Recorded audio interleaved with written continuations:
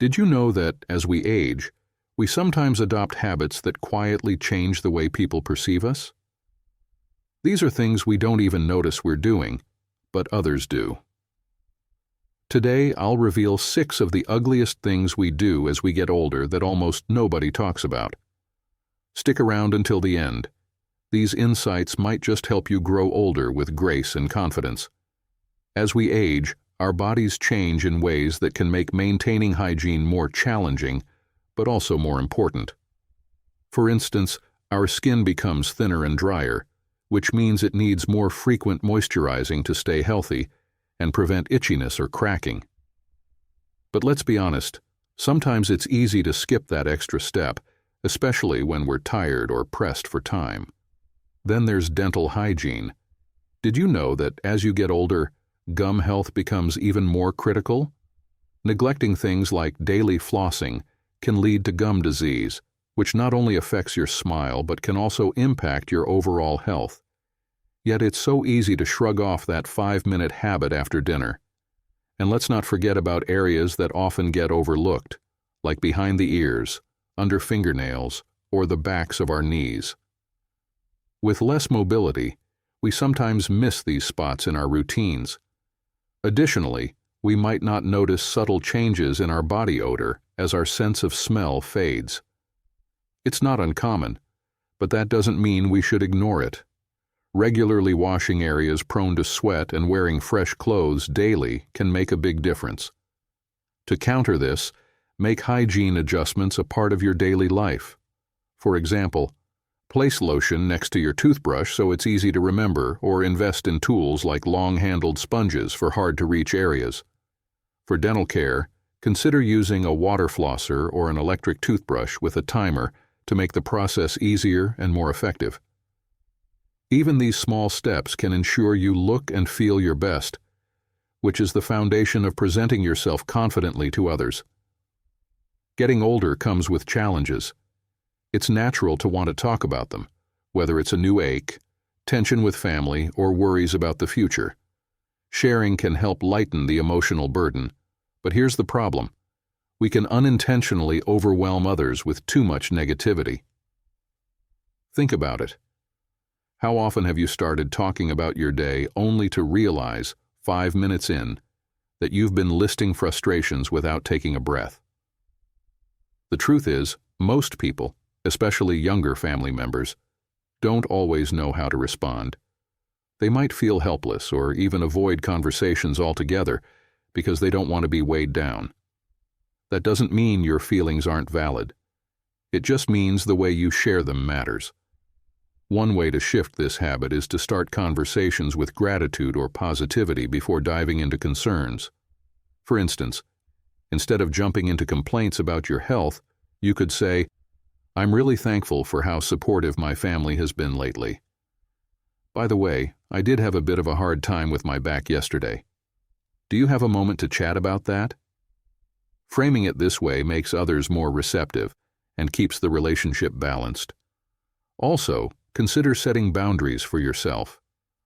Before bringing up a problem, ask, "Is this the right person to talk to about this? Could this topic be saved for a trusted friend or therapist?"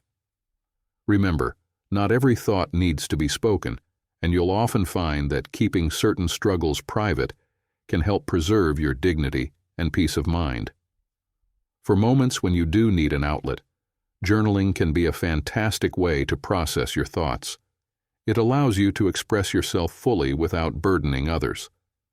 As the years go by, comfort often becomes the priority, and rightly so.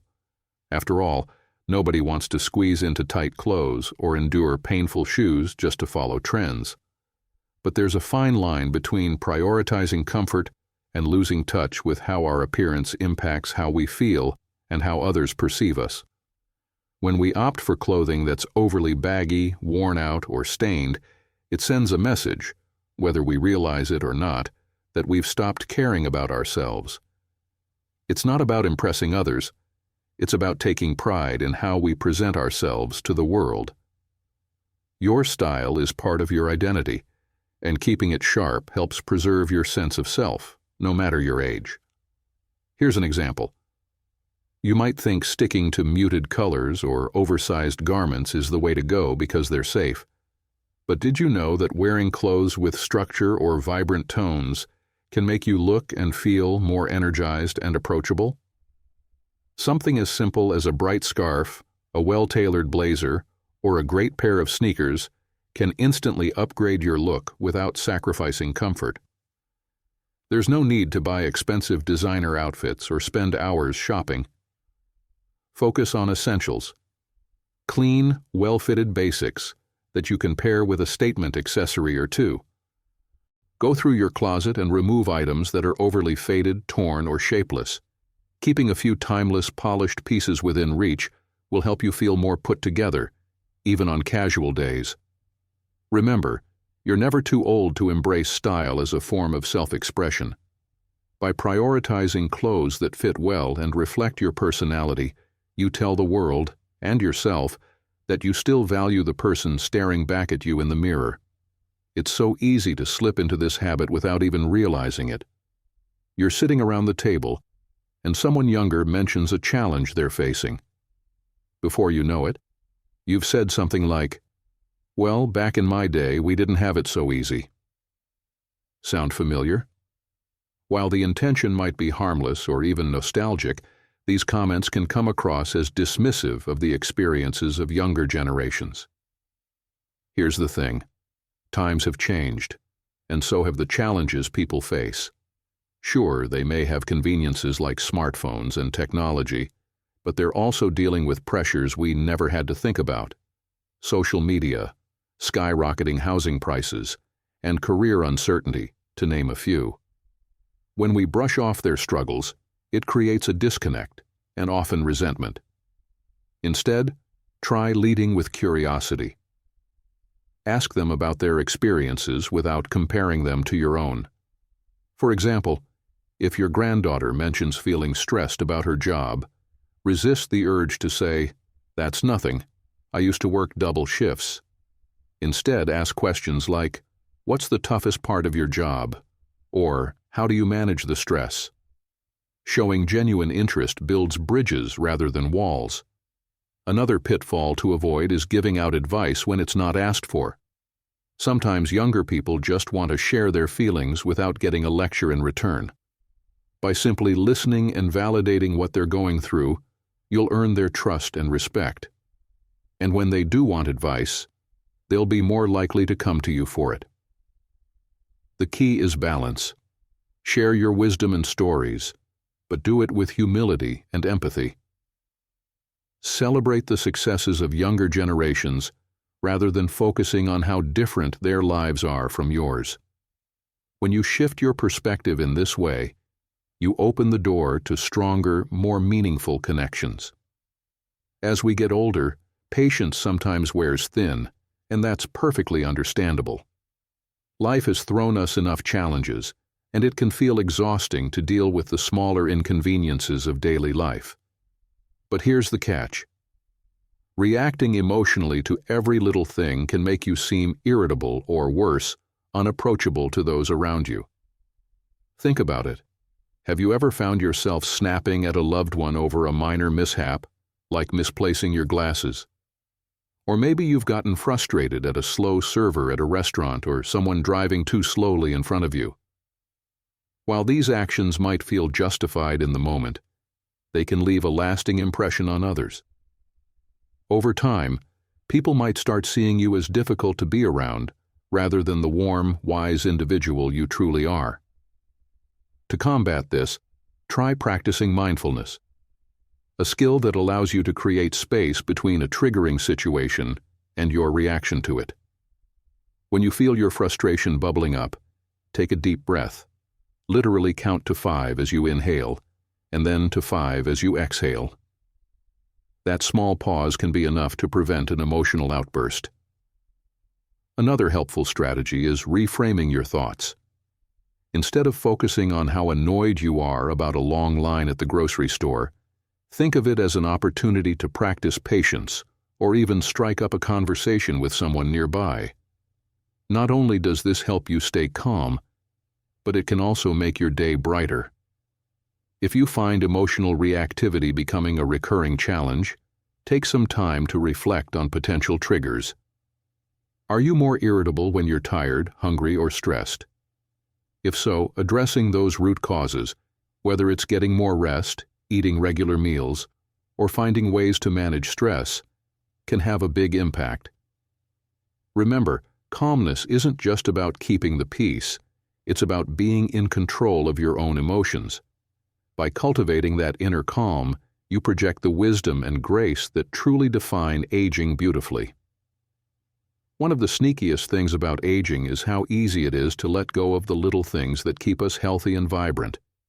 It happens slowly at first. You skip a glass of water here, neglect to stretch after a long day there. But over time, these small lapses can compound, leaving you feeling older and more sluggish than you need to. Hydration is a perfect example. Did you know that, as we age, our sense of thirst diminishes? By the time you feel thirsty, you're likely already dehydrated. Dehydration can cause fatigue, headaches, and even make your skin look duller. Simply sipping water throughout the day can improve your energy levels and keep you feeling sharp. Carry a water bottle with you as a reminder, or flavor your water with a splash of lemon if plain water feels boring. Movement is another key.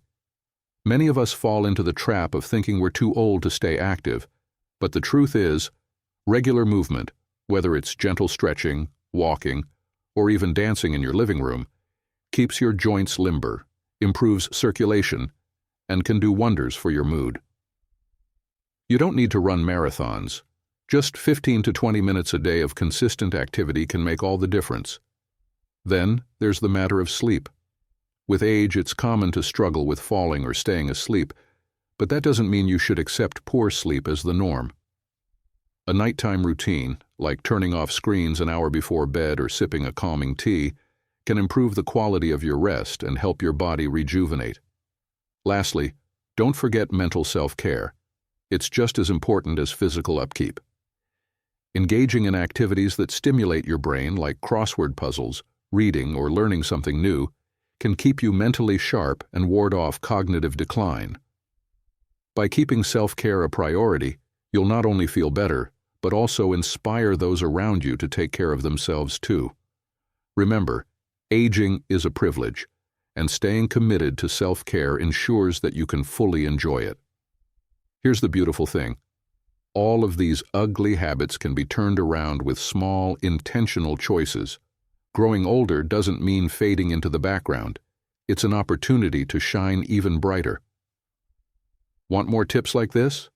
Sign up for my Savvy Senior newsletter, where I share insights to help you live your golden years to the fullest. Click the link in the description to join, and let's age gracefully together. And remember, your age is just a number. It's how you carry it that counts.